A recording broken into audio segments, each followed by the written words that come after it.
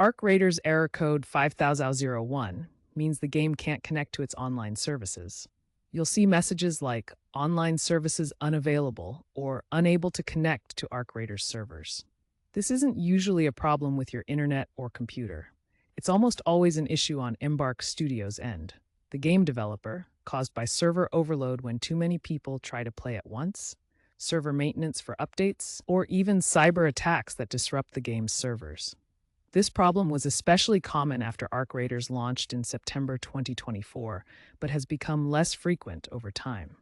While Error 5001 is usually a server-side problem, here are a few things you can try. First, restart the game.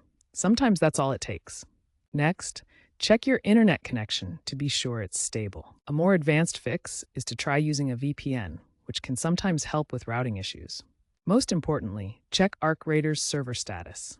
Embark Studios now has a status dashboard app, so you can see if the servers are down before you even try to log in.